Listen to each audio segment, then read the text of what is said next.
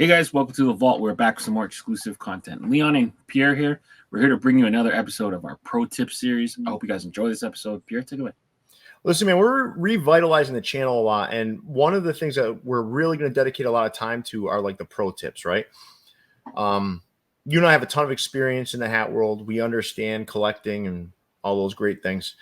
But I think we're surrounded by a lot of veteran collectors. We also have a lot of novices. And I think this episode specifically will be helpful for folks that are just starting out. But I also think for folks that are maybe a little bit more advanced, as Snap would say, maybe a level 2 collector, you get an opportunity maybe learn something new or kind of refresh yourself on something. So some of this stuff may be really basic. So if you're someone that's been collecting for 20 years, this probably isn't the right video for you. But I think there's a lot of information that be gleaned from what we're about to go through. So we got some content. So Leon, if you want to pull that up, we'll get started here, because what we really want to focus on today was how to start a fitted hat collection. I think I've watched a lot of collectors, Leon. I know you have. And when they first jump into it, I think they get so excited and they do some really great things, but then they do some things they maybe regret. And maybe they're not as planful as they could be. There's some things that you might want to think about when you first start a fitted hat collection. So I think this will be really beneficial for you and I to go through this. So what I'm going to do is I'm going to go step by step with everybody. And I'm going to pause after each step, Leon, and I'm going to ask you for some of your input. Does that sound good? Yeah, that sounds like a good plan. All right, so let's do it. Let's get started here. So the first thing as a new collector, when you're starting your fitted hat collection, I'd say research is key. So, there's going to be really 5 points here. So first, familiarize yourself with the various styles. So what I mean by that is there's several different sorts of styles you're going to see out there. You're going to have clean and classic. You're going to have some wild color. You're going to have all kinds of different stuff going on from a style perspective. Not necessarily the way the hat is built, but more so the different styles that you're going to see out there from store to store. You're going to want to learn about the teams. I mean, if you're going to get into some of these conversations with others, it's always tough when you're in a community and it's a lot of this is sports based, to be frank with you, and you don't know the teams or the logos and stuff. It becomes kind of awkward. And we certainly want to help people kind of get past that awkwardness. You'll hear people say the A hat for the Atlanta Braves instead of saying the Atlanta Braves. And I'm not saying that you should become a sports expert, but if you're gonna really be a collector and kind of collect some of these teams, it's really important that you know the difference between the New York Yankees NY and the New York Mets NY, and so on and so forth. The third thing is dig into collaboration. So we're going to talk a little bit about this later, a little bit more in depth, but there's multiple kinds of collaborations. There's grassroots collaborations, which are stores kind of working with micro influencers, or New Era working with something like Fear of God. I mean, there's a lot of different collaborations. So digging into those and understanding those and researching those is very important. The fourth point here from a research perspective is check out websites, social media, and fitted hat community. So just getting in there, immersing yourself. And I think what's gonna come from that is the last point, which is reach out to those with more knowledge. So as you're kind of exploring and you're in these communities, you're going to find people that have been around for a while. And it's going to be very helpful to kind of pull some information from those folks as you kind of head on this journey to building a strong fitted hat collection. So Leon, before we move into number 2, you have any thoughts here from a research perspective? I think you covered a good range of topics, but I think in terms of research, if you're not really into school like we were, just make fun for you. Find the stuff you like. Find the things that attract you to it, and don't make it too much about work or school or anything. But really find what draws you to the community, whether collaborations, teams, locations, themes, brands. I think you really covered it.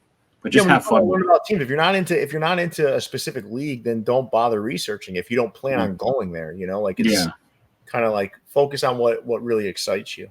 Exactly. Thanks for that input, Leon. Let's move on to number 2.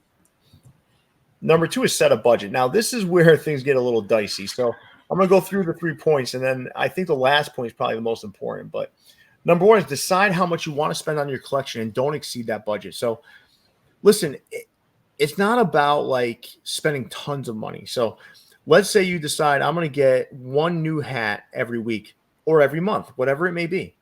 Like don't feel bad about that. Like just figure out what you want to spend that fits into your personal budget and don't exceed it. The second thing, consider store price points when choosing places to purchase from, and don't forget shipping. So I think like what's really important here is, you're going to find some stores that may charge $70 plus shipping. You're going to find some stores that like lids may be $45 plus shipping. So understanding those price points, how it impacts your budget, and don't forget shipping, because you will see some places that might bake in some extra cost in the shipping, and then it's just as expensive as a store that may have a lower price point in the hat itself. And lastly, don't try to keep up with the Joneses. Listen, I have like 15 to 17,000 hats. You're not going to keep up with me at this point. And I don't think my goal was never to keep up with anybody or to have the biggest collection. It was never that. It just evolved into like I had a lot of hats. I think as you're doing this, it's about your budget, what you want to spend, what you want to build your collection, make it look like, and don't try to keep up with the Joneses. That's the last point, set a budget. But Leon, I'll hand it over to you if you have any other input or thoughts on setting a budget. I'm not the best person because I'm never sticking to my budget as I should. But yeah, for sure, you bring up some really great points. For me, like even just being a Canadian, I have to pay attention to the shipping. So for sure, that's a huge point. And yeah, and just know that it's cyclical. So I'm a hawk for sales. So if it's something it's something you want and don't need, maybe you wait a little longer and hopefully you catch a sale. But just know that you might lose something that you want. So there's always that balancing game. But yeah, obviously don't put yourself in a situation you can't recover from. But yeah, it's hard to practice. It's sometimes I have to tell myself practice what you preach to. But no hat is more important than paying for your groceries or your utilities. Food, or if you're still living at home with your parents, it's not more important than building that amount of money you need to go out on your own. So just remember that as you're doing this, there's even if fear of God drops a hat you really want, right? Mm-hmm. That doesn't trump what you need to pay your bill, paying your bills and perhaps moving your life forward. So I think that's an important point to remember. All right, so let's move on to number 3. Number 3 is start with the classics. As a beginner, there's really 4 points here I want to talk about. So start with iconic, timeless designs. Listen, if you're a Red Sox fan, you don't want a Yankees hat, but in a general sense, I think everyone outside of Boston fans or Mets fans, maybe you should have the Yankees NY in your collection, Dodgers LA, maybe the San Francisco Giants SF, like these classic, timeless sort of hats. Like, you think of the New York Yankees, you think of that dark navy with a gray undervisor, just wool classic hat. That's where you kind of start, right? And building a base of these classic wearable hats, because at the end of the day, you want to wear these things too, right? So you don't want to go too wild when you're building that initial base, but you certainly want to make sure you have a good, solid collection of classic wearable hats. And just like any other fashion-based item, trends come and go, but the classics don't. So think about that as you're building that base. And the last point is very important. Don't go clearance happy. I'm going to tell you why. Not because you don't want to save money, but what happens is people, when they're first starting their collection, they're like, oh, Jesus, man, I want to have 100 hats, right? Yeah. And then what they do is they buy 10 full price hats. And then they say, all right, now I'm going to buy all these hats I really am going to end up not wanting, but because they're clearance, they're going to build my numbers. So think about what I talked about with keeping up with the Joneses. Think about what Leon said about being smart about buying clearance hats, but don't go fucking overboard because you're going to regret it. I'm telling you, you're going to say, why did I buy all these hats? Instead of buying those 3 clearance hats, I should have just bought one clean wearable classic hat to add a better base to the foundation of my collection. So, Leon, that's kind of start with the classics. I'd love to hear any thoughts you might have there. Yeah, I think you cover it right here. Just as sports fans first, I think like having stuff that's being worn on field and just iconic, or even like the Yankee hat's just like a staple in the fashion world. I think you did a Mm-hmm. great job here. You never get a like that's for us. It's like that's where a lot of our love started from, just watching ball players wear hats and Mm-hmm. watching hip hop artists wear hats and stuff like that. I think you covered it real good. The only one I would add probably to is like a Raiders or a Chicago Yeah, White yeah, yeah. Sox. But yeah, definitely a Yeah. lot of classics. That's what the et ceteras for. Yeah, yeah, You know? exactly, But exactly. yeah, and I think like the one thing, Leon, the clearance happy thing, I can't stress enough. Like, guys, don't buy hats you don't want just because they're price cheap. Hmm. It's valueless. All right, let's move on to number 4. So number 4 is now don't forget the colors. Okay, so we talked about classic, clean, and wearable, but experiment with different color palettes, right? Now, what I mean by experiment it's not buy. Try them Yeah, on, see what works for you, that sort of thing. build it in Balance fit. out the variety and diversity of your collection because listen, you're not going to be excited about having a collection where they're all black Yeah, or they're all chrome or they're all this. Like you want to really balance out the diversity of your collection. And in addition, you want to think about the makeup of your sneaker and footwear collections because listen, a lot of these things kind of coincide, right? So a lot of people that buy a lot of hats also have a lot of sneakers. Sometimes they don't. But if you do want to think about that sneaker collection because I don't think there's anything better than a nice looking hat that goes well with your sneakers. I think it's a really important part of a collection. And I think last but not least is don't be afraid to try new things. Now, don't go too deep into these new things. Like, kind of dip your toe in the water, see if it works for you. If it does, go a little deeper. If it doesn't, pull back and try something else. But don't be afraid to try new things. I hate when people tell me, "Oh, I can't pull that off." Like, are you sure? hmm Like I'm a 46-year-old man and I can pull off a lot of these hats that they're saying they can't pull off. And it's because I'm not afraid to try these things. And the more open you are to trying new things, the more comfortable you get with it, the easier you're going to pull it off because yeah, people can sense when you feel comfortable in something or when you feel uncomfortable in something. And it's about feeling confident and comfortable in what you're doing. And if you don't like it, then pull back, try something different, but don't be afraid to try new things. So Leon, from a color perspective, you're a guy who doesn't like a ton of colors, right? Like a lot of wild colors. But what are your thoughts here? I think it's like kind of like that Spike Lee effect, right? So Spike Lee was the guy that wanted the red Yankee hat, and then he wanted like a Yankee hat in every single color. So if you're starting off new, I would want to do something like that, where maybe rep your favorite team or your favorite city, and kind of go with the basic colors first. Maybe start with like the primary colors, Mm-hmm. blue, yellow, red, green, black, and Mm-hmm. then just kind of expand into there. Yeah, we see a lot of that just to have diversity, and you can always rock your favorite team in a multitude of different ways outside of like the regular on-field stuff. Yeah, I appreciate that extra context, Leon. Thank you so much. And let's move on to number 5.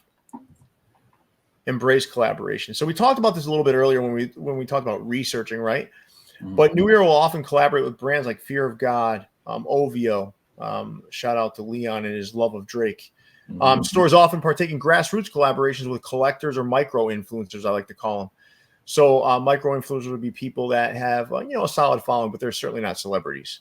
Yeah. And I think these things are often really cool to support your friends and to kind of see these different perspectives they bring into the hat world, and then allow these collaborative projects to broaden your perspective and openness to things that you are new to. For example, I'm not a huge fan of anime, right? But I've learned so much about anime because of all these grassroots collaborations that kind of touch upon anime. I didn't know nothing about it, right? But now I can tell you some anime characters or video games. There's so much stuff that I've learned through these collaborative projects, stuff that I wouldn't have known, and I think that's an interesting sort of way to learn more, but also support some of these collaborative projects that you're seeing in the hat community. So Leon, you and I have both been collaborators. We've supported collaborations. Yep. We've reviewed collaborations. So any thoughts here on embracing collaborations for new collectors? The big thing I think with collaborations is just really getting to enjoy other people telling stories. Mm-hmm. When you think of collaborations, like with the new era silhouette, we're so blessed to be able to have different people be able to take and show their take and what they would do. And that's very different than the other fashion worlds, and Mm-hmm. sneakers, and everything like that. So yeah, just really enjoy um, the different stories and the different people that get to really mold and tell their story in a different way. Yeah. I think New Era is very unique in the fashion world in that sense. 100%. We've always talked about how many different things that New Era and hats specifically can touch, and it's pretty impressive. But thank you again, Leon, for that. Let's move on to number 6. Care for your collection. Now, this is a part that you want to think about ahead of time. So here's where people fall into some pitfalls, right? Decide how you're going to store your collection. I can't tell you how many times people are like, oh shit, I've got too many hats. They're under my bed. They're all over the place. Yep. So realistically, when you think about your budget, and let's say you say, hey, I'm going to buy 10 hats a month. Okay. Now that's going to be 120 hats by the end of the year. Yep. And knowing how people are with budgets, it's probably going to be 200. So start thinking about, how big is this collection going to get? And any other factor such as space and that sort of thing, you've got to decide right up front, how are you going to store these things? So I can't tell you how much money I've spent on storage solutions as my collection has grown. And I wish I would have just started with the last solution. Yeah. I think that goes back to what we talked about earlier, which is get to know somebody who's got a lot of experience in this. Talk to them, say, hey, listen, I expect to buy 200 hats a year. What do you think are the best storage solutions for me? And talk through it with people. They're going to help you. And I think our channel will help too. We have a video up here on how to store your collection. It's got a lot of different options. So check that out. Decide how you're going to travel with your hats. Once you get into this, right, I'm telling you, man, you're going to go on a vacation. You're going to be like, I need to bring 10 hats. Well, how are you going to do it? You're going to throw it in your luggage? Yeah. They're going to get crushed. So thinking about how you're going to travel with your hats, because that is something that often gets forgotten. And then last second, you're like, what am I going to do? I can only bring this one hat, and it's not good. If you're a real hat guy, you ain't going to want to bring just one hat on a collection, out of your collection on a vacation. And the last piece, which I think is super important, is buy the essentials: hat cleaning kits, hat cleaning wipes, hat brushes, and hat stretchers. And there's numerous other things. I want to be clear. If you look at, there's a video on our channel, and Leon will post a link to it that kind of takes you through those 10 essential items every hat collector needs. And that is on the channel. And I think you look through that stuff like tweezers, right? People would forget that, tweezers and scissors, because you want to get those extra threads off sometimes.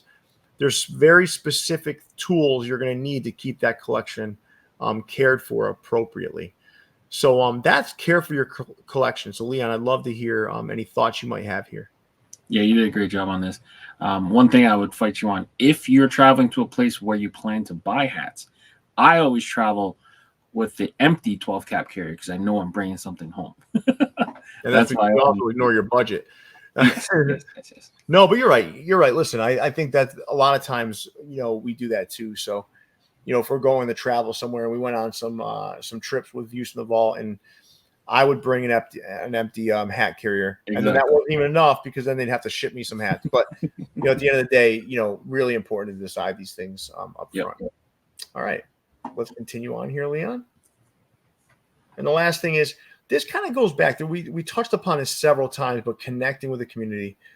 Immerse yourself in the positive aspects and people in the community. I think, listen, it's very easy in any community to get sucked into the drama and to go into these negative spaces. The important thing here is there's a lot of great people in the community. Immerse yourself in the positive aspects. Look for Instagram accounts that offer high levels of engagement. I think you're going to see a lot of different Instagram accounts where you're seeing a lot of people chatting back and forth and on posts and those sorts of things. And even for store accounts, right? You're going to see all kinds of stuff like that. So really look for those that are going to offer high levels of engagement and that are going to keep you kind of satisfied in that perspective. And last, search out for hat-focused Facebook groups, Discord channels, etc. I think, it's so much going on, but if you really kind of discern what pieces you want to pull from it, from a community perspective, and create your own little library of connection, I think you're going to really enjoy your time in the community. And Leon, you and I have been kind of connected in all sorts of different groups. We created a lot of groups. We've been a part of a lot of groups. Any thoughts here on connecting with community? I think you point number one is the most important one. Make sure you're spending the right time with the positive, and then look out for some of the other stuff. So there's going to be a lot of things you might potentially look out for like scam artists and stuff like that. So usually when the deal's too good or something's too good to be offered or too good to be true, just be really wary of that. You see a lot of people scamming directly on Instagram, like, oh, I need this. Oh yeah, I have it. Like, just be really careful with that. But but really just focusing on spending the time in the positive is really key. Yeah, and don't allow anyone to pollute your space or your air, so to speak. So I think a lot of the positive stuff, like you're gonna engage with some people that are super positive and really excited about the community. You're gonna end up running into some people that probably aren't so much, and understanding how to separate yourself from those folks, because you can quickly sour on a community based on the relationship you build. If you're building relationships with the wrong people, negative people, you're going to end up not liking the community. But if you surround yourself with positivity, like-minded people that really enjoy the community for what it brings, you're going to love it. And that's kind of what I found in my time in the hack community. Yeah. All right. So that, I believe, that's brings us to the end here. So listen, I think this kind of like summarizes it, right? I think if you're looking to start a fitted hat collection, this video kind of gets you in the right place. I think, again, I would just want to reinforce the important points. Don't try to keep up with the Joneses. Get into what you love. Surround yourself with people that are like-minded, that love the same things you do and really want to be here for the right reasons, and you're going to really enjoy it. I also want to say, listen, I met Leon through hack communities. I met a lot of my friends. Some of my best friends in life were found in the hack community. 100%. And then some of the people I really wanted to separate from were found in the hack community as well. So, but the point is, I separate myself from them, and I really surround myself with the folks that are like brothers and sisters to me now. So, I want to thank you, Leon, for joining me in this pro tips episode. And I want to thank all the viewers out there for supporting us. And with that, Leon, big fella, take us away. Yeah, let us know if you have any other questions or anything to add to this topic. We'd love to hear it out happen in the comment section. But yeah, make sure you guys are subscribed to the channel if you haven't done so already. Viewsfromthevault.com, get your official merch from us. For Leon and Pierre, we're out of here. See you, everybody. Peace.